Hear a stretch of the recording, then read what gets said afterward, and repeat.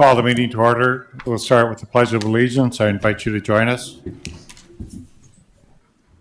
Pledge allegiance to the flag of the United States of America and to the republic for which it stands, one nation, under God, indivisible, with liberty and justice for all. Roll call. Kolpak? Here. Pepcorn? Here. Strand? Here. Turnberg? Here. Mahoney? Here. We came out of the executive session and we do have a motion. Commissioner Kolpak? Yes, I move to reject the protest. I should, just a minute. Push this back. All of a sudden, these lights are making this hard to read. I move to reject the protest made to the city's sole source purchase of the modular vehicle barrier system and direct staff to continue to work with the seller, advanced security technologies, and the city attorney's office to negotiate acceptable terms in accordance with the approval granted on January 21st, 2025. Is there a second? Second. Any further discussion? Roll call vote, please. Kolpak? Aye. Turnberg? Aye. Pepcorn? Aye. Strand? Yes. Mahoney? Aye. The Government Finance Officers Association of the U.S. and Canada awarded a Certificate of Achievement for Excellence in Financial Reporting to the City of Fargo for its annual comprehensive financial report for fiscal year 2023. The certificate is the highest form of recognition in the areas of government accounting and financial reporting, and this is the 26th consecutive year the city has received the award. Year-end reporting was led by Finance Manager Wyatt Pappenpoos and is a full-year team effort. Congratulations to the Finance Committee. And Susan, if you'd carry that to the team, we appreciate it. Library, the annual Northern Narratives 2025 writing project is accepting submissions of poetry, fiction, and nonfiction writing through March 31st. And then the Romance Roundtable event highlighting the romance genre will be in February 11th at 6 p.m. at the Carlson Library. The event will feature discussion about all things romantic and will also include trivia and prizes. It'll help you gear up for Valentine's Day, right? Is that the idea? Okay. Tonight, I want to show you another section of the State of the City's video. This evening's snippet will be focused on the themes of vision and excellence. As we embark on another year of excellence, we will remain steadfast in our commitment to continue to grow with intention and commitment to efficiency. Together, we're shaping Fargo's future.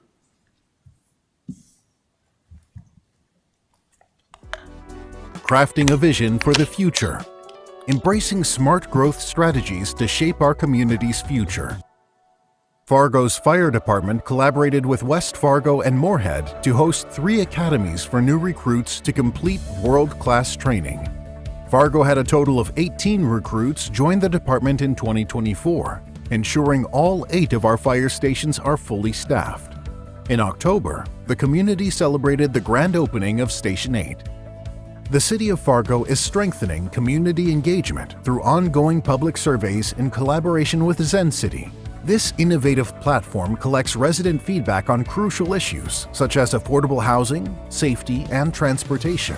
By analyzing community input, we can prioritize services and initiatives that align with residents' needs and concerns. Navy Week returned to Fargo for the first time since 2021.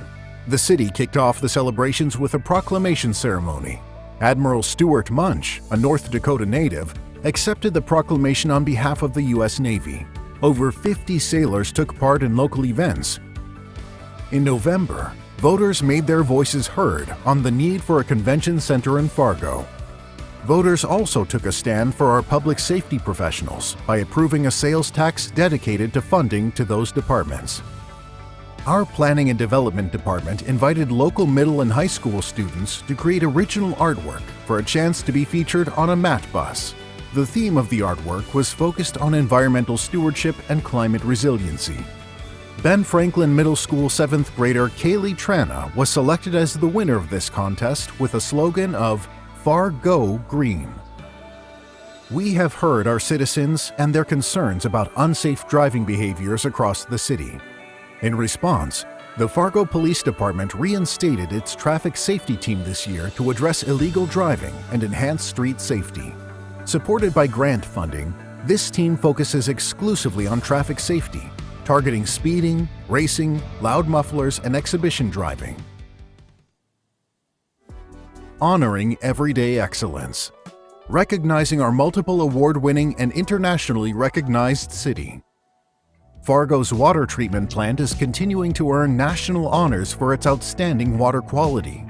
In June, it won second place in the prestigious American Water Works Association People's Choice competition for Best Tasting Drinking Water. This follows back-to-back wins for Best Tasting Water in North Dakota.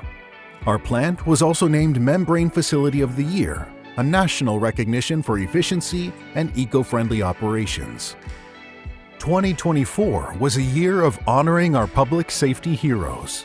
Through generous donations from our community, the Fargo Police Department was able to send over 60 officers and staff members to Washington, D.C. for the annual celebration of Police Week. This event honored officers lost in the line of duty throughout the United States, including FPD officer Jake Wallin. The FPD also hosted a ceremony to mark the one-year anniversary of the tragic day of July 14, 2023. Carly Coswick, a civilian who was shot in the incident, was awarded a Medal of Honor from Fargo Police Chief Dave Zabolski. This was the first time a civilian received the honor in the history of the Fargo Police Department. Fargo continues to be recognized for its outstanding quality of life. In 2024, real estate research company Inc.com included Fargo in their list of 7 best up-and-coming cities. As seen in Business Insider, a Wallet Hub analysis named Fargo as the 12th safest city in America. Our city was also ranked 40th in Livability's top 100 best places to live. The City of Fargo's employees continue to dedicate themselves every day to the essential work that keeps our city running smoothly. From providing clean water every time you turn on the faucet, to ensuring wastewater is properly managed, to clearing roads after a snowstorm, to keeping garbage and recycling services reliable. These are the tasks that often go unnoticed but are vital to our daily lives. While it may not be glamorous, the commitment and effort of these hard-working professionals make Fargo a thriving, successful community.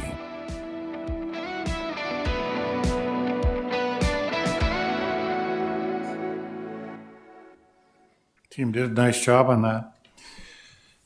Is there a motion to approve the order of agenda? So moved. Is there a second? Second. All those in favor say aye. Aye. Motion carried.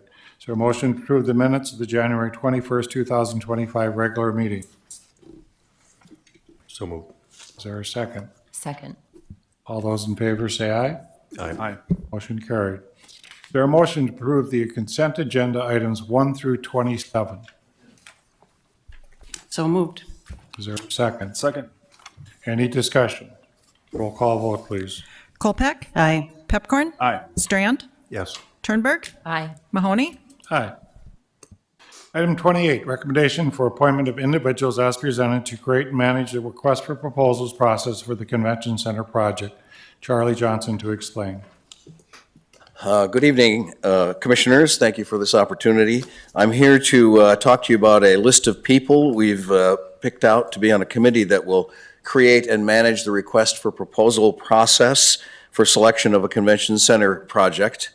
Funding for that project, of course, as was mentioned in the video, and the use of the RFP process to select it were approved by Fargo voters in November 24. I believe you have the list of names before you. Would you like me to read them? I certainly can, to put them on the public record. Would you like Yes, that? please, Charlie. I'm on there, along with Mallory Ackerman, our Director of Convention Sales, Claire Hughes, who is GM of the Fargo Clubhouse Inn and Suites. She's also Vice Chair of our Visit Fargo Moorhead Board. She would be the hotel representative. I've asked and received commitments from Joe Raso, President and CEO of the GFM EDC, and Shannon Full, President and CEO of the Chamber. We also have asked Caitlin Balstead, who is a meeting planner for Southeast Education Cooperative, to join us. Kent Kolstead from Livewire, who has expertise in these kinds of facilities. Emma McIntyre from Folkways has agreed to serve. To represent the hospitality community, the restaurant community, we've asked Taylor Snelling of Mezzaluna, one of the co-owners of Mezzaluna, to join us. And of course, there'll be one city commissioner to be determined by this group on that committee.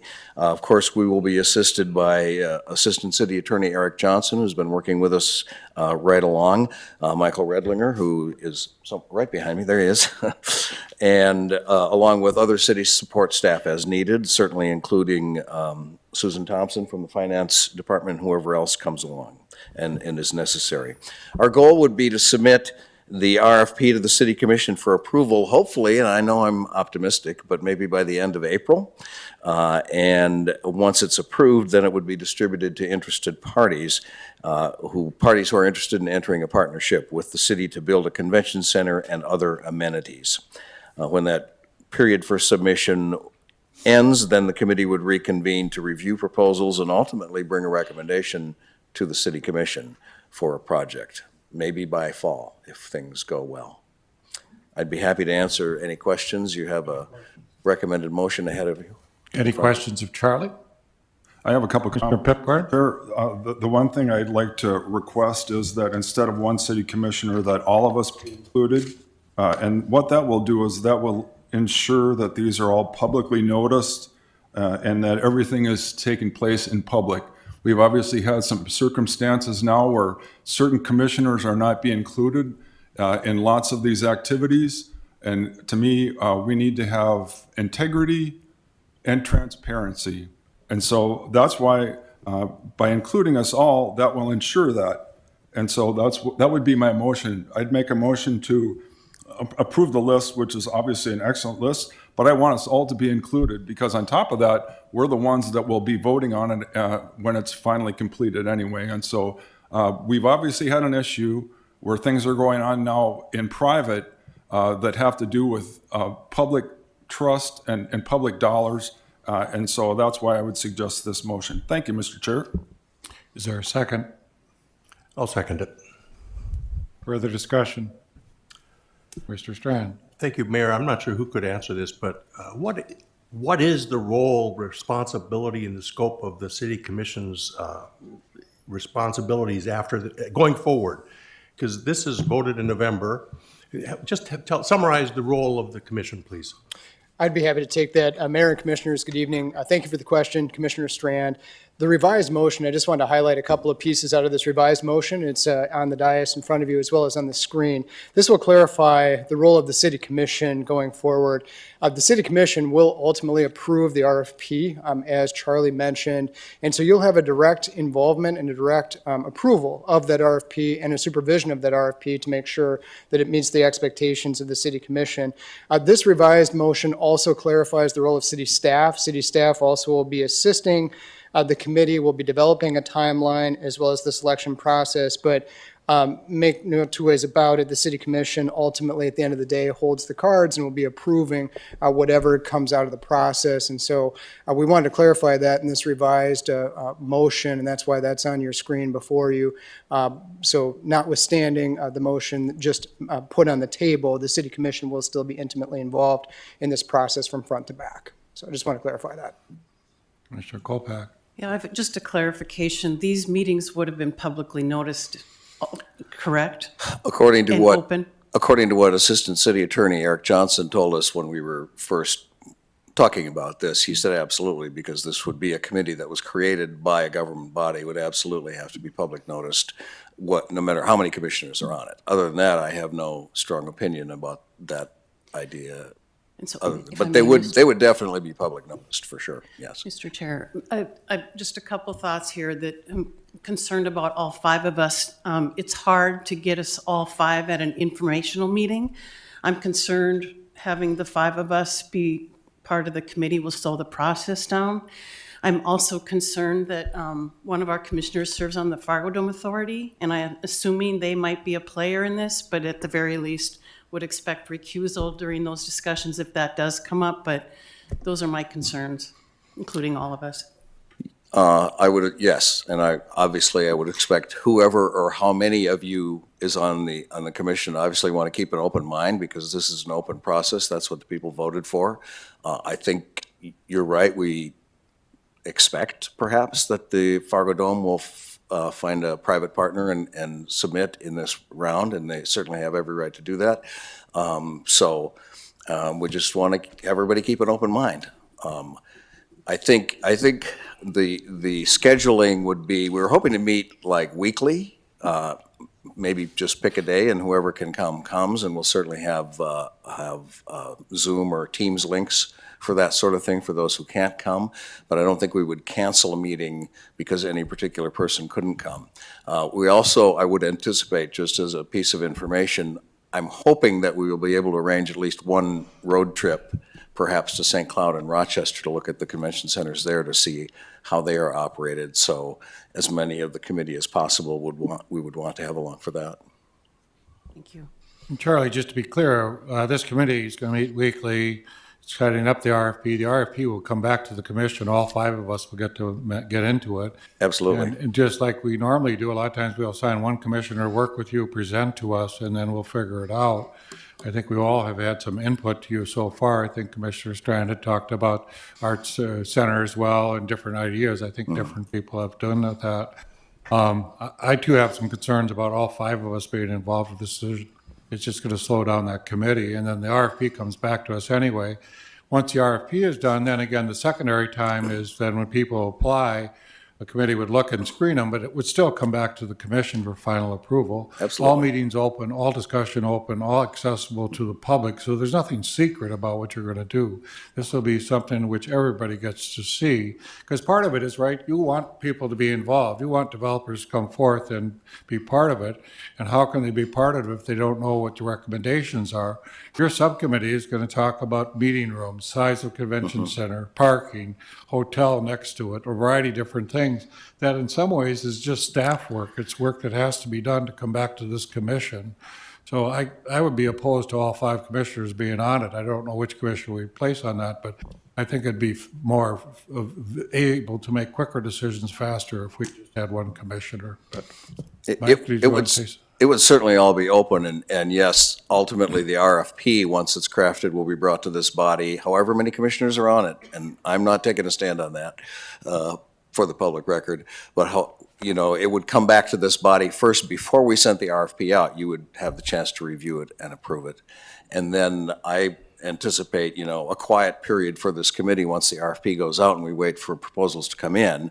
And then once the deadline, whether it's, I'm thinking 90 days-ish, maybe 90 days, probably, just to throw that out there. Then we would get back together and meet again, trying to go through the process. So, Mr. Chair, the main thing is all 5 of us if you don't want to attend, you don't have to. I just think that we should be able to attend if we wish. That's my point.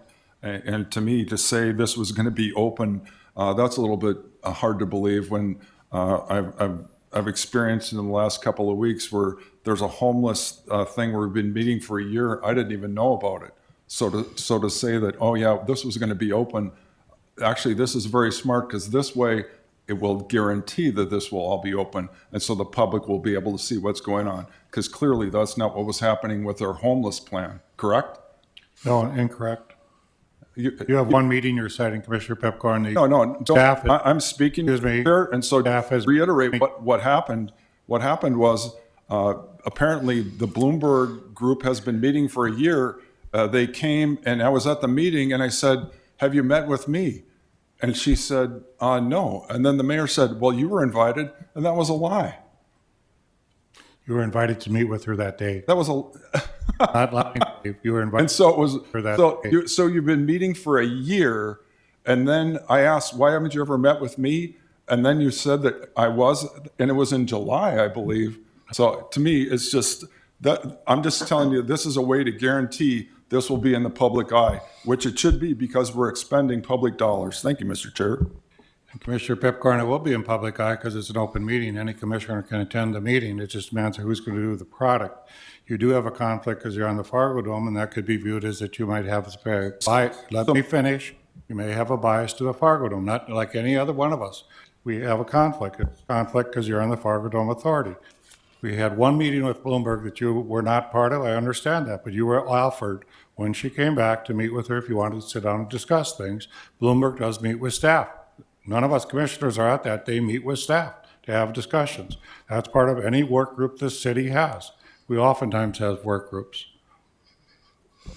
Any other discussion? Commissioner Strand? Thank you. Here's my question, okay? And you all know, I would love to see us include in this process a discussion of a convention center that would be a little more than a convention center. I would like us to explore whether or not it's conceivable and possible and doable to include a performing arts center in this overall concept. Now, if I'm not at the table, I can't advocate for that. And I'm not sure what the RFP will do. Will it be limited to just the convention center, or is there room for us to expand the concept early on before we create the RFP, before we know what we're asking for? Because I'm going to dig my heels in and fight for the arts community. But I'm looking at process. How will that unfold? What will the RFP do? Will once we get the RFP, that'll be the lane we're in? Are you ready? I would, to be fair, I absolutely support a performing arts center as well. You know that. I've been on the group that was working on that into COVID, and then that kind of got sidetracked. There was no performing arts center mentioned in the vote. The piece that the citizens of Fargo approved with about 52% was strictly about a convention center and doing an RFP for that. There was no mention in there of a performing arts center. I would defer to city attorneys and legal eagles who know more about that than I do, but I don't know if you can add something like that. Then I have one other practical concern, and that is this isn't going to raise enough money to build a suitable combo convention center and performing arts center. It could help. It could do a convention center, or as we determined in the group that I was working on, and Michael was there too, correct me if I'm wrong, it would pay for about half. We would have enough money for about half of a performing arts center, and the rest would have to be raised philanthropically. So practically speaking, I don't see any way you could build an adequate combo with the funding that will be coming from the 3% lodging tax approved for this. With all due respect, we were all sitting down here and I raised that question months ago. Mm-hmm. And I was told that everything's open. Even though the specific wording on the ballot didn't say performing arts center, but this is a different message I'm sensing today, because I've asked this before and I was told it's up to you what y'all want to do. Now I'm not sure that's the case. I don't recall anyone, I would never have said anything than what I just said to you, if you asked me that It question. was right down here. In that circle group that we had, but that kind of predated I think this particular election. I think, Charlie, you have to go, John, the design plans for a convention center are different than the performing arts. Mm-hmm. And the convention centers is $40-50 million. Last time we looked at a performing arts, it was $60-70 million. The acoustics are different. How we set it up, it is truly set up for performing arts. Convention center, as I understand it, is set up totally different. It's meeting rooms, certain exhibit space, it's certain things. Acoustic is not the huge part of that, and performance of that, other than a speaker and types of things, Charlie, would not be part of that. Concur with Charlie that the voters voted on a convention center. We would be a little amiss if we suddenly built a performing arts, John, and I think we have to sort that out. But I think we would say from the get-go, price prohibitive would be to do a combination. I agree. I mean, don't think we have enough money. Charlie, for you're at $40 million for a convention center. Is that correct? That's basically somewhere in the low 40 million. Bare bones convention center. Mm-hmm. Depending on how the interest rates are when we get to that point. Yeah. But I do want to save out some of it. I think we have to save out some of it for operating subsidy, like $500,000 a year, because we don't want to have to go back to the taxpayers. And John, Commissioner, I 100% agree with you. We desperately need a performing arts center in this community, but I think that's going to have to be a separate vote if you're going to have enough money for that And there are a couple funding mechanisms other than what we're using for this that have been discussed for that could come into play down the road. Mr. Chair, just real quick, the question about the Fargo Dome, I do think we'll need to have some clarification on that, because even though I'm the liaison for the Fargo Dome, the Fargo Dome is an entity of the city of Fargo. So really it involves all of us. And so I just think we need to have some clarification. If that happens, that they're one of the interested parties, how we act as a commission, so we are impartial. So it isn't just me, I believe that's everybody. Thank you. Yeah, I would agree, and I think, yeah, I can't add anything to that. I agree. We need to be open-minded completely. You're going to get some good proposals. I'm quite confident.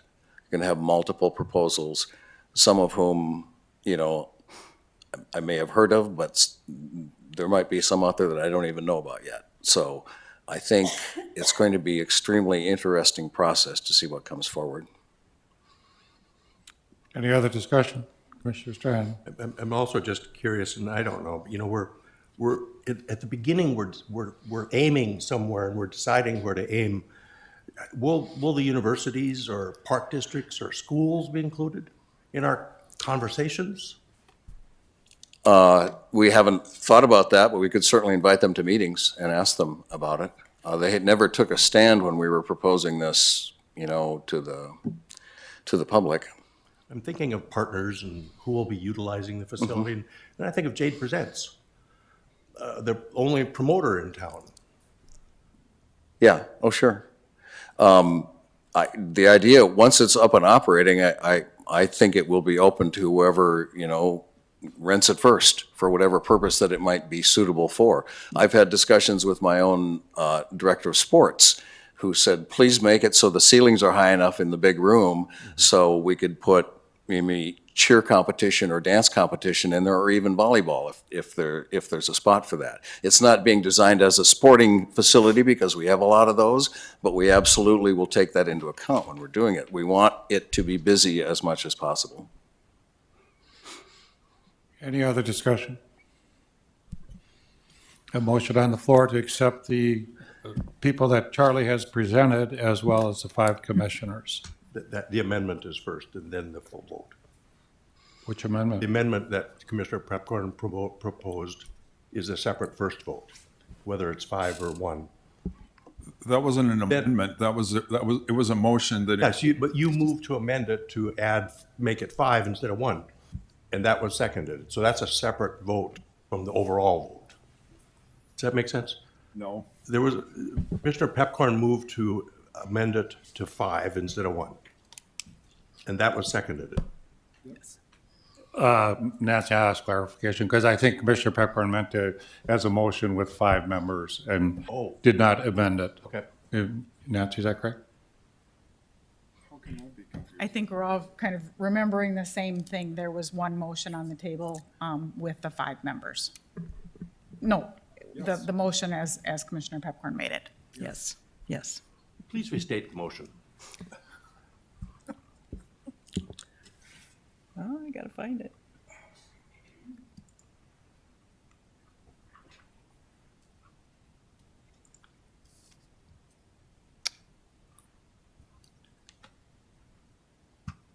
The motion was, to include all of the commissioners. Seconded by John. So Mayor, I would perceive that as an amendment to the proposed original motion, and that could go up or down, and then we're back to the proposal. But maybe I'm not sure that's.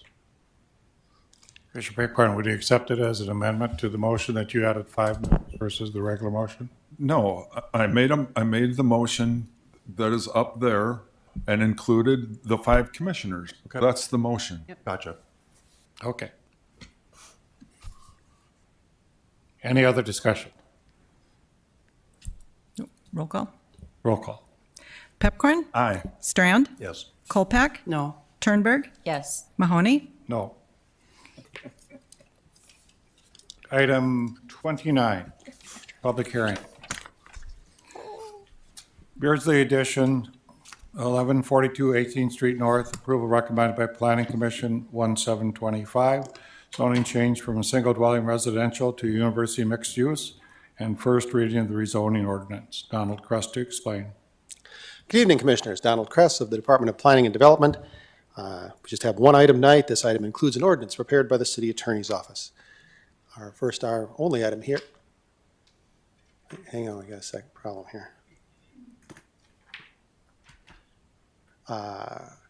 This is Beardsley's edition. This is, wait a minute here.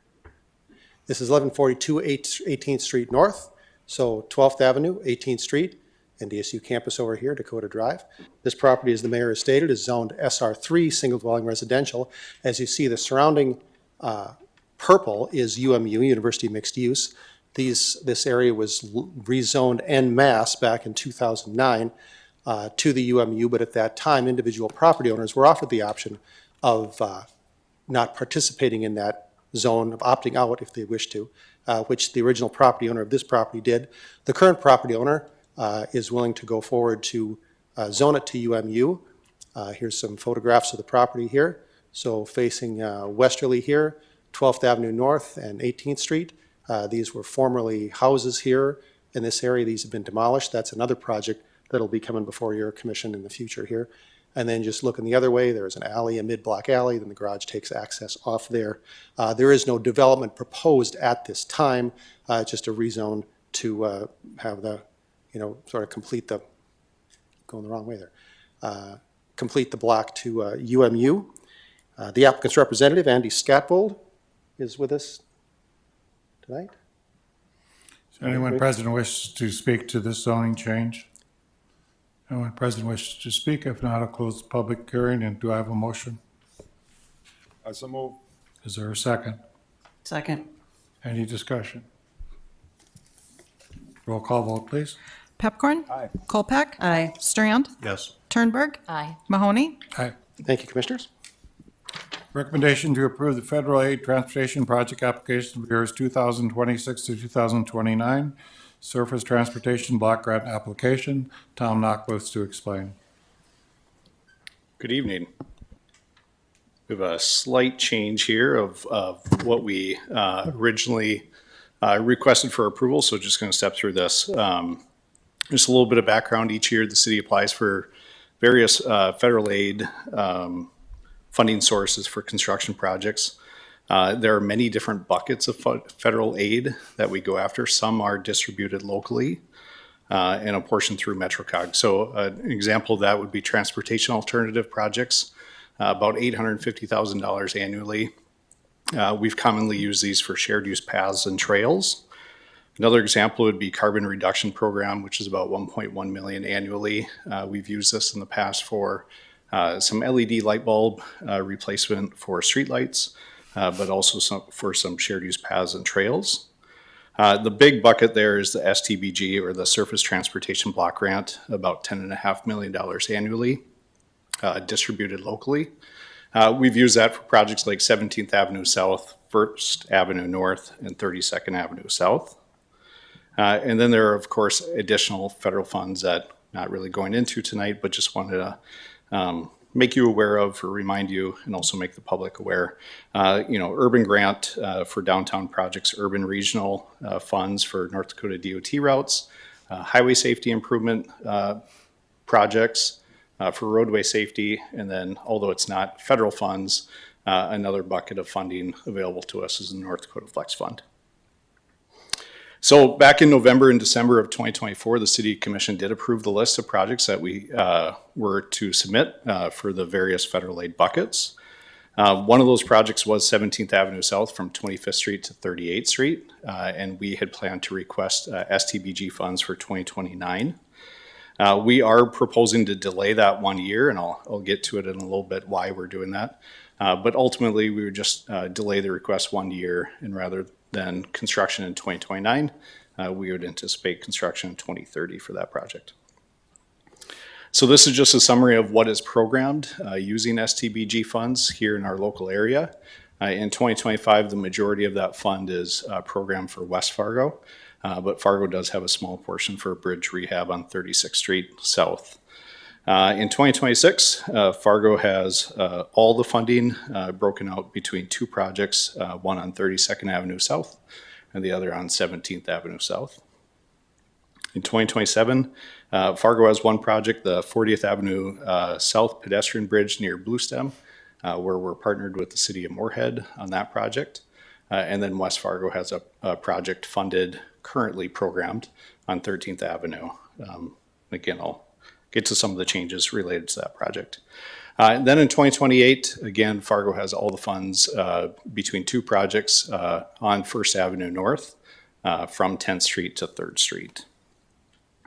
And then, like I mentioned, what we previously requested was full allocation of that bucket for 17th Avenue South from 38th Street to 25th Street. So here's what we are proposing for changes. So no changes in 25, no changes in 26. In 27, West Fargo has determined that the $6.3 million that they have been programmed for 13th Avenue isn't adequate. And so they are going to withdraw their application for those funds. And so we think it'd be a good opportunity to go after those funds and program a project on First Avenue North from University Drive to 10th Street. There'd be no change in 2028. Again, that's the remaining portion of First Avenue. So if we're able to do this between funding buckets in 27 and 28, we'd be reconstructing First Avenue North from University all the way to 3rd Street. And then the implication of that is we would delay our request for 17th Avenue South by 1 year. Ultimately, City Commission, if approves this, if City Commission approves this tonight, this ultimately goes to MetroCog Policy Board, who ultimately makes a decision on these funds. But I have a recommended motion here and happy to answer any questions. Any questions, Tom? You have a motion? I have a question. Are any of these fundings potentially at risk with what's going on in DC with them talking about freezing and stopping? And I mean, do we have a sense of if these could be impacted, and if so, when and or not? I don't know. I'm just. I might ask Brenda or Michael to come up and be able to better answer that. But I have not received any communication from MetroCog, the state, or anyone that the federal funds that we use for transportation improvements are at jeopardy. I don't know if we've heard anything else. Yeah, Mayor and Commissioners, Commissioner Strand, it's a very good question. It's an answer, unfortunately, we don't know at this juncture. We know that there's been an emergency order that's been granted. We know it's going to be some time until we get clarity around what exactly will all be entailed, whether it's going to get into US DOT programs and activities that will then flow to the state DOTs, or if it's going to remain up at that federal level. I know there's been some pretty clear direction on federal DEI programs and other federal mandates, but we really are not clear. If you read the National League of Cities, my professional association, which is the International City County Management Association, there is really a lot of detail that is not known at this juncture until such time as we make it through the court systems, and Congress also will weigh in. So more to follow on all of that, but as soon as we would know it would impact transportation, we'd certainly brief that up to the commission. So all that said, this is a business as usual unless Correct. something changes. That is correct. Okay, thank you. Thank you. Can I have a motion then, John? So move. Is there a second? Second. Any discussion? Roll call vote. Strand, Yes. Turnberg, Aye. Kolpak, Aye. Pepcorn, Mahoney. Aye. Fargo Police Foundation presentation, Chief Zabowski.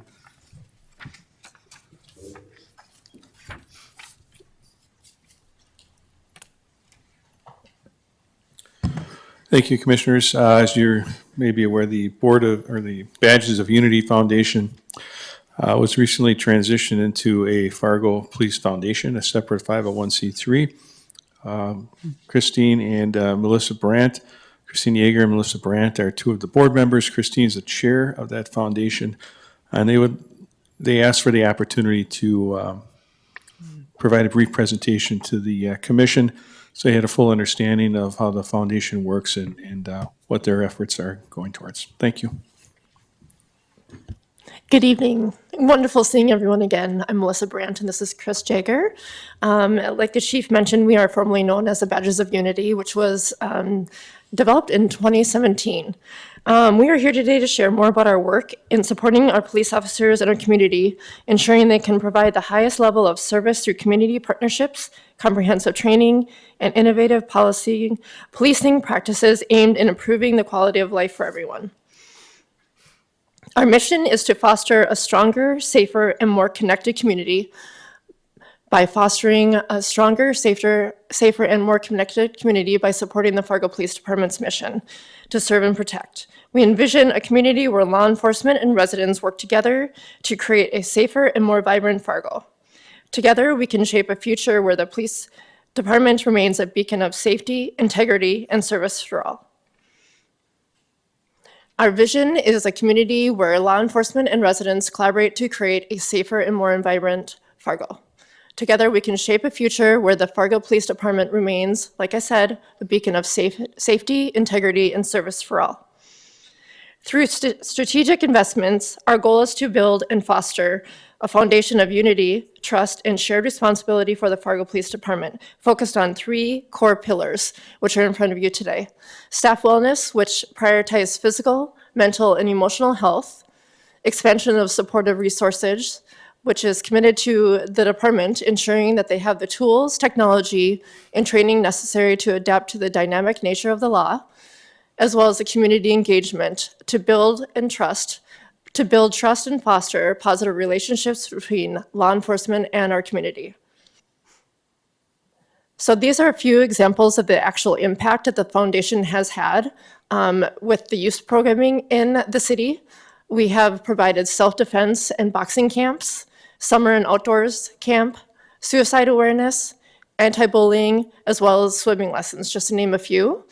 And then for the impact on the police officers and staff themselves, safety equipment, staff wellness initiatives, overall training, programming and events, as well as supporting officers in traumatic incidences. Any questions? Any questions by the commissions? Mayor, I'm just curious, wasn't Badges of Unity, didn't you help fund the officers going to DC last year for Officer Waleen's issue or honoring? Wasn't that the Badges of Unity? Yes, it was. What other types of things have you done? We funded the suicide prevention video that went out in 2021. Since there wasn't a lot of community engagement that could go on physically. Due to COVID, we funded a video that the police department put out for suicide prevention because, as we know, there was quite a few more suicides that took place, unfortunately, during that time. So that's one of the things that we funded. We also funded a new treadmill for the workout facility.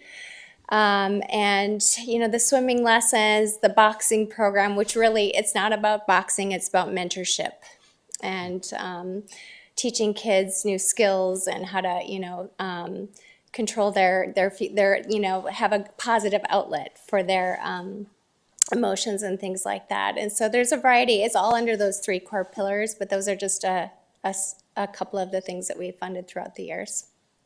So we wanted to share with you today because we want to maximize the awareness that the foundation does exist and that is additional funding to support our police officers in all 3 of those pillars.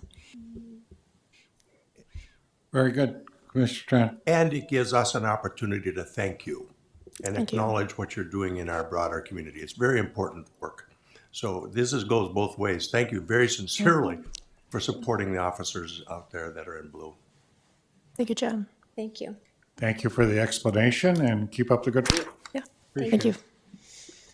Legislative update, Mike Redinger.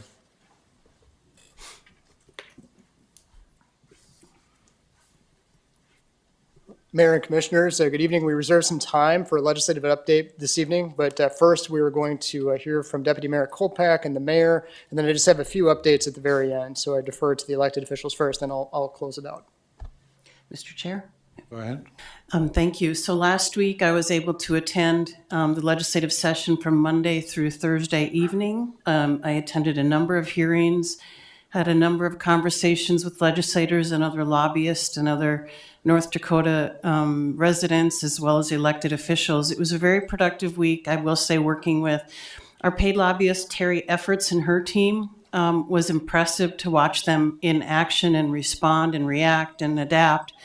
And they were very helpful, as well as working with the North Dakota League of Cities, Matt and Stephanie, and their team. So it was very productive. I specifically testified Thursday at the House Veterans and Government Affairs Committee on House Bill 1297, which is the attempt to once again eliminate approval voting for the City of Fargo. Right now, we're the only city that has changed its process for voting. This came up in the last legislative session and was defeated by failing to overturn a veto. It's back on. It includes both approval voting elimination as well as ranked choice voting, and it would be retroactive to include the way it's written now, Fargo. There was, in addition to me, one of the sponsors, Representative Koppelman, spoke ahead of me, along with a representative from the Secretary of State's, who were both supportive. I will say that there was a call out for the representative of the Secretary of State's office that the testimony was conflating ranked choice voting with approval voting. And so that was corrected, that Fargo's voting of approval voting is much different than ranked choice voting, which qualifies based on first, second, third vote, et cetera. And it's a much more complex tally system. What I will just remind the citizens of Fargo, this was an initiated measure from a bipartisan task force for 18 months who worked on a number of election issues. They brought forward this initiated measure for the general election in 2018.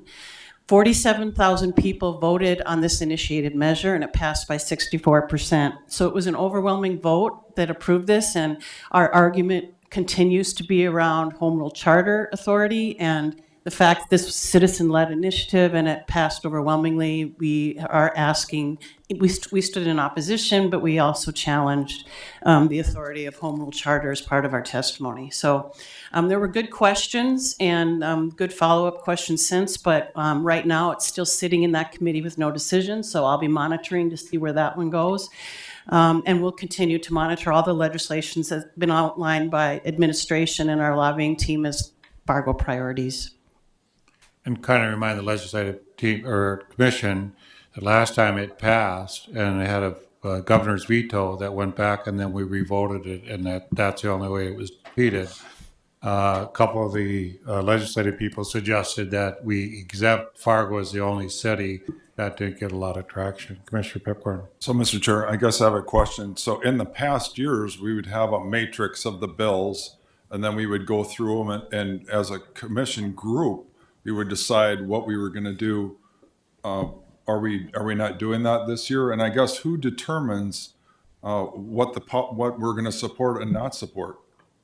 Well, on this one, in approval voting, we opposed it last time. Mike, you can explain how we're doing the process this time. This is just one topic. I'm talking about the whole list of all the bills. In the past, we had a list and we went through them and we would decide and obviously the staff would have certain areas, but it doesn't seem like we're doing that this year. Mayor and Commissioners, thank you for the question, Commissioner Pepcorn. I'll attempt to answer that, and certainly will defer to our legislative liaisons too on the commission. So in the last session in 2023, what we did was try to distill down those bills that we thought were unique, were different, and were potentially going to subject ourselves to changes in home rule authority or a change in position. Where we had consistency in the support of a city position or a longstanding policy, we had authority at the staff level as well as the commission, the mayor, and then the liaison from the commission at that time to offer letters of support. So in the case of the approval voting example, that was one in 23 that we talked about as being already supported by the commission, that we should weigh in on that. Certainly out of the 1,068 bills that have been introduced in the last couple of weeks, by the way, that's the second most number of bills in the last 15 years, I believe. We are tracking at the League of Cities about 300 of those. In the city of Fargo, I've got about 100 or so on our list. Many of these are very consistent with the previous positions of the city commission. Where there's a question about authority and what we should say or where we should go, I will use property tax as an example. We certainly want to come back to the commission and ask that question about what people would like to do But no doubt where the bills that we have consistently opposed or consistently supported, like water funding for projects, for example, for like the Red River Valley Water Supply Project, the diversion project, those have always just been the standing areas of support for the commission, and we're continuing to advance those. But if there's any question at all about whether the city should oppose something, or if it's new, it's not something we've opposed in the past, we most certainly would work with the liaison and the mayor and then come back to the commission, ask for that authority and do that. But I would say by and large, this go around, for example, I've got 20 bills that we're just looking at this week. In many cases, these are things that we have stood against in years past, whether it be the trying to remove eminent domain authorities, perhaps changing up some of our planning authorities. And so we're reviewing that consistently, and then we'll certainly be bringing that back to the commissioners if there's any question at all, if we need some support or need some direction from the commission about what to do with something. So we'll leave it at that. I think, Mike, is Commissioner Pepcorn's used this in paper bind or something with the 100 bills you're talking about. I suppose we could send that electronically to the commissioners so they could comment on it. And I know that the league meets every Friday, in which any commissioner can be on those calls, right? Yeah, that's correct. We could do that. And then also too, in the fall, we did have discussions just about those bills, those activities that But we I want think, to Dave, you would like us to kind of see the bills we're following so we can weigh on. And to your point, if it's any policy decision we haven't weighed in on, we should have it in front of the commission and vote on it. So I'm not disagreeing with that, but is there a way we can make it easier so you can track the bills we're tracking? My main concern is in the past, we went through the matrix, and obviously you don't need to go through all of them, but the key ones, we should go through those. That's what we've done in the past. And so I want that. To give you an example, on Friday, it was a huge deal. If you recall, they had the governor proposed capping the 3% cap. That failed on Friday. That was a very big deal. Sales tax. Sales tax. But those things, all of us should be a part of that. Yeah. And so that's why I think we need to all be included. And on top of that, we're all representing the public, all 5 of us commissioners. And so I'm concerned, and I also don't want some commissioners speaking for me when I don't agree with what they say. So we might have to, Mike, on things like where the sales tax failed, that should go out to the commissioners so they understand it. Otherwise, they'd be having to speak against it, and they wouldn't know that it's already gone. I think any really crucial proposals should be shared with the commissioners. So I think that's what you're requesting, Commissioner Pepcorn. Commissioner Turnberg, any comments? You okay? Mr. Chair, Just update, I wanted to add to a federal piece of legislation. I sat in on a virtual press conference with Senators Klobuchar and Kramer with Fire Chief Dirksen, who was one of 3 fire chiefs who testified for the Fallen Heroes Act, which would reimburse firefighters for occupational cancer. So that's making its way through the federal system right now, but commend Chief Dirksen for his testimony, and the other 2 chiefs as well did a very nice job. Commissioner Strand. Thank you. The only thing I'd like to add is it goes without saying, Commissioner Kolpeck, thank you sincerely for being a bridge to the legislature from us. We need somebody to do that. And you know those folks, you've been there before in different capacities. You have a professional respect, you're nonpartisan. So thank you. It's better you than me. I just wanted to update you on the Red River Valley Water Supply. Other than diversion, this is our 2nd largest project that we're doing. Could I have a slide change, please? So basically, again, it's a long-term emergency water supply. Some people also see it as an economic development driver in the more rural communities. And the project has changed. Some of you might have remembered it coming out of Missouri. The Missouri is a redundancy that we could do. Our present plan is out on the McCluskey Canal and going across to Cooperstown, 125 miles. As we all recall, it's 72 inches of pipe that has to go under and be buried 7 feet. And then it's 15 to the bottom of the trench, basically. So it's a pretty big ditch that they're making to make this pipe go in. We also represent about 50% of North Dakota's population. So when you talk about water supply, this is a huge area of the state that we'd be helping out. There's the western area, northwest area, and southwest projects that have water supply projects already. So this is a big boost to the eastern part of the state. One of the things that's changed is when we originally started the project, and Commissioner Pickborn can remember this, it was just a state project where we didn't have necessary federal involvement. We have reached out for federal involvement because if we come off of the McCluskey Canal, that involves some federal people as well. And in addition to that, we're looking to Senator Hoeven to see if we can find some federal money to decrease the cost of the $1.4 billion project. So it's a combination of Garrison, Lake Agassiz, state of North Dakota, and the federal branch of the government. We always get in a little discussion with Missouri is how much water is this actually taking? And as we look at surface water supply in the state of North Dakota, Missouri is the biggest thing that can get any of the water out of that. You can see the Red and the Cheyenne are very small compared to that. And whenever we say how much water are we taking, it's like 0.5% of Missouri water. So we're taking very little. Missouri oftentimes argues that it will affect barge traffic. We really don't see that it's going to affect barge traffic in Missouri. The other issue that we're having across the nation right now, everybody wants water. So you have a couple different major players that are getting into this. And what happens is they also are first in line, first in time. First in line is an important part of this. And if you have a project going and under construction, then you're considered that you have rights to get into that water. But we have competition, Colorado River, South Dakota, Kansas, and Aberdeen as well, where people are looking at that Missouri River and seeing how they could also use it. So one of the takeaways from this is we got to use it or lose it, and also have to be ahead of everybody in our construction plans. So far, the yellow lines are where we're in contract and what we're building. These are the things that are happening. The intake in the Missouri River to the left side of that slide is done. The outflow is also done. And now we're in the center of the state starting this project going basically east and west. And we have our contracts, it seems like a little at a time, and we probably have approximately 12 to 20 miles done at this point. If it's 125 miles, it's going to take a lot to finish it. It's presently a 10-year project. Some people ask how fast are you doing it, and you can see 100% of some of the project is done. But in the center state, we've had terrible water issues, which they've had to pump water out of the area, normally a dry area. It's been very wet, so they actually have to pump the water out to put the piping in. But so far, this is the construction completion and how we're speeding along. By the end of 2024, 8 construction contracts, total value of $270 million were awarded. And by mid-25, more than 100 miles of pipeline will be designed.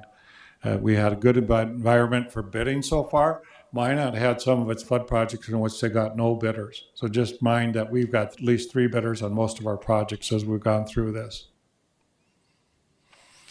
We also are meeting with all the small users and trying to get small users to sign up. And I don't know if you've heard about it, but Hillsborough is thinking about a dairy project that's going to come in there that will consume quite a bit of water. So when you've looked at the agreements that we signed up so far, it's Fargo, Grand Forks, Valley City, Carrington, Hillsborough, Mayville, Cooperstown, Washburn, Wahpeton, Sargent County, and Dickey County. We're getting more interest by some of the small users because they're looking at rural sites and what could they use it for. We have 165 capacity, cubic feet per second capacity, and so far have 138 signed up. Now, what we did this last one, the insurance policy highlights, City of Fargo and City of Grand Forks said, if you don't take it, we'll take it. And so we're helping out the smaller cities. If they can't sign up or are concerned about signing up, that the Fargo and Grand Forks system will take up that contribution or take up that assessment to do that. So it allows the smaller systems, if they're a little reluctant to get involved, you don't have to early on. The other thing is we've done shaped financing, so a lot of your costs are low at the beginning and then get up a little higher as you get into it. So we always are looking at how much does it cost per month, and our concern is that for nominations for our cities it's not that expensive if we have to do drought protection as an emergency supply. So far in 2000, we got 180 million in 23-25 biennium, and we have a commitment by the state of 953 million. We've capitalized some of our funding for $60 million with the state of City Bank of North Dakota at 2%. And right now it's committed to a 10-year build. New slide. So we have obligated all the money that we've gotten at this present time, and we're looking forward to funding as we go forward. And this is a spend of the going forward. Now, the critical thing is that we've also put in inflation. You can see on that bottom graph, and you can see the asks as we go forward. So just bear in mind, 10-year build, we're going into 25, 27, asking for $221 million from the state. So 75, 25 cost share, 221 million, continue to the level. And the users, we're going to get state funding and look into federal funding. The things that could increase it is the number of users, cost-efficient build schedule. If you build it faster, will that be better? State bonding and federal money. So again, we're looking at that, the 73 million that we have to come up capitalizing with the State of Bank of North Dakota and the infrastructure revolving loan fund. You can't get a better interest rate than 2%. So that 280 will install another 31 miles of pipeline, and it'll do our final design for the McCluskey Canal of what you need to do for those facilities in which you have to do a pump station, you have to do a treatment station, and you have to do some ground storage reservoirs. So the surprise for the group is that I wanted you to know about is the state asked us if we wanted more money and if we wanted to build faster. So the big surprise coming out of our hearing the other day was, how about if we give you $550 million? So the question was asked as of what we would do with that. The answer would be we'd build it faster, in which you could build the project faster with that. If you combine that with the federal funding, you might be able to accelerate the build of the project. What it means to you as commissioners, if we get both state money and federal money, it could bring down the cost to the local user. So what we'd like to do is have our local user utilities have the least amount per month bill that they get. This is great news for us because we're always kind of arguing if you build it faster, it'll be cheaper, you get rid of interest rates. So they asked the team to go back and look at what would be the cost savings if you built it faster. So when we did the diversion, we did interest cost savings, $20–30 million, kind of brought that down and it bonded it. What they're looking at is a $50–60 million reduction if you build it faster and if you decrease the amount of interest rate that we pay for it. So it's just good news for the commission that they're looking at ways to build it faster. If you see a legislator and they ask you about it, yes, you'd be very much in favor of this. And I've never been asked, would you take more money? I've usually asked, would you take less? So I just wanted to bring that to your attention and wanted to make sure you were updated on this. We also did talk to the governor about homelessness and some of the issues we have in the homelessness issue. They committed in the homelessness bill, that's $10 million in there. And that $10 million, we could apply for some of the money to help us if we move the engagement center. So he was open to that. He also is open to having the state come in and help us design what we might need and to address for the police chief the mental health issue as well. So we had a commitment by the state to work with us in a more proactive state. I think some of the commissioners have asked for other people at the table and other money at the table, and we felt very comfortable that we got that. The other thing we did talk about is 72-hour hold. So one of the things you got to think about is a lot of times people can only be held for 24 hours. They're not clear of the toxins or the medications or the drugs they have on board. If we waited and held them for a longer period of time, that it would clear out, and then you could more successfully perhaps find a treatment program for them. So we are going to explore that a little bit as well. And we also did talk about the deflection center and what that might mean to us as well to work with the police force. Mike, I give it back to you. Thank you.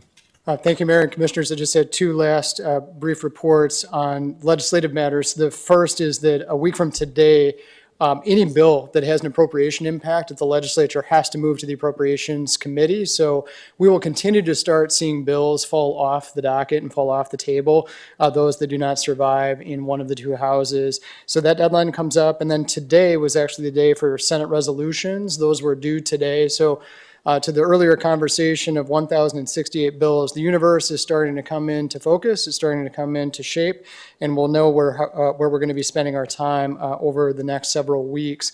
I would just make one last comment, and that is that your city staff team is really on top of this. Every Friday after that League of Cities call, what we're doing is also taking a look at those types of activities that we're monitoring. There's a lot of bills. If you go back to that list of about 100 bills that I mentioned that are maybe of interest to the city, not all we will weigh in on, not all we will really do anything with, other than just watch to see where they go. And so that's part of what our staff is up to, is really making sure that we're watching, monitoring, and then preparing reaction for the liaison and for the mayor, and certainly will brief the commission as well for those types of matters that we think we need to weigh in on. So just a huge credit to them. We really can't do this without all the efforts of our departments. This is a really rapid process. It's only an 80-day session. We're already nearly through the first quarter of it. So it's hard to believe, but this thing will be moving along pretty quickly. So with that, I'll certainly keep the commission updated, but just want to provide those high-level metrics of where this session is shaping up to be so far. So thank you. Any questions of the commission? Mr. Strand? When will we be, if we are convening with our local legislators again, just to touch base? Or is the next one in Bismarck, or is it here? Or? Yeah, great question, Commissioner Strand. So historically, what we've done is use the crossover break as an opportunity to gather when people are back. We do know, too, at crossover break that some of our legislators also use that as personal time to travel, but that's okay. We have typically organized another gathering. So much like we did last fall, when we organized a couple of opportunities for the commissioners to get together with the legislators to talk about your priorities for the 2025 session, we'll just do a touch base at crossover if that's agreeable to the commission. And so far, we've heard from a few of our legislators. Many just kind of put their heads down and they get to work. There's a lot of activity, a lot of committee meetings, but we're trying to stay as close as we can to them. And as the mayor mentioned as well, we are working closely with Terry Efforts again this year. So we just appreciate all of her help, just trying to help us out in Bismarck to stay on top of these matters. But we'll have people kind of coming and going over the next several weeks, just monitoring bills and sitting in on pieces of hearings and testimony as necessary. So, thank you. Any of the commissioners could go with the chamber. The chamber has a team that goes out there for 2 days. So any commissioner is welcome to go to that. That's where you'll be able to work with the commissioners. And they have usually set up where you meet with your legislative people and kind of go through the bills, meet different people. So any one of you are welcome if you'd like to do that as well. Mayor, something else I'd like to suggest, and I don't know if we've done this before, but when a governor is coming, we have a new governor. Let's invite him to our meeting. Sometime introduce ourselves to each other. The leadership in Bismarck, the legislative leaders, if they're coming through town, let's find a way to connect with them and meet them. We knew Governor Burgum, we knew Governor Dalrymple, but now we have a whole new, anyway, there's no harm in that, of us just getting to know each other a little better when the opportunities surface. Yes, we'd be happy to do that, Mr. Strand. Item 33, recommendation for appointing to Sustainability and Resiliency Committee. Do I have a motion? So moved. Is there a second? Second. Any discussion? Roll call vote, please. Strand? Yes. Kolpak? Aye. Pepcorn? Turnberg? Aye. Mahoney? Aye.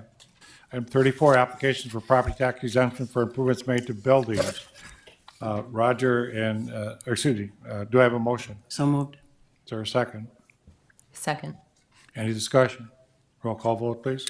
Kolpak? Aye. Turnberg? Aye. Pepcorn? Strand? Yes. Mahoney? Aye. Liaison Commissioner assignment updates. Commissioner Pipcorn. No update. Commissioner Turnberg. None for me. I have an update just on the Police Academy. Last week, we proudly welcomed the Fargo Police Academy Class 7 to the Fargo Police Department. These are 12 recruits that were selected from a highly competitive pool of over 120 applicants and bring a diverse range of backgrounds and experiences to the department. We have recruits from 7 different states and 3 countries. Over the next 18 weeks, they will undergo intensive training to prepare for the demands of policing, followed by a 16-week field training program where they apply their skills alongside with police officers. We congratulate them on reaching this milestone and look forward to the contributions they will make to serving and protecting the Fargo community. And Chief, you said you were very pleased with this group, right? Absolutely. Okay. Commissioner Kolpak. Yes, I have one slide of a meeting we had yesterday with the Fargo Youth Initiative, and then after that, just share that I left there to attend the Hot Dish Festival at Bruhala, and I am still full from that. So as far as the Fargo Youth Initiative meeting yesterday, it's just as a reminder, it's local high school students who help advise the city commission. And I said that we would very much like to hear their ideas once they finalize their strategic priorities and their actionable steps. They used to do an annual report out, and we'd like to see that come back. And for the first time in a number of years, they're at full capacity, which is great to see that kind of interest. They asked for an update from me on the Bloomberg information that was shared on how we're approaching homelessness, and then also just how does the legislative process work with the city of Fargo during every session. I just shared that process working with the League of City. And then also members shared input on the Fargo's Library Teen Services programming with a staff member who was there from Anna Lynch, and also school engagement topics with Kristen Nelson, their liaison to the Fargo School Board. And you can always learn more about them at fargond.gov/FYI. And those are my updates. Thank you. Mr. Strand? I don't have an update, but weren't there like 25 youth members at their last meeting or something? Yeah, they continue to grow and be interested, and they're from all the schools. It's just really nice to see the kind of participation again. Good. Yeah. I have no other report, Mayor, but. Okay. Diana, can we go forward? We have one resident comment. Is that okay? Yes. Okay. Olivia Fisher?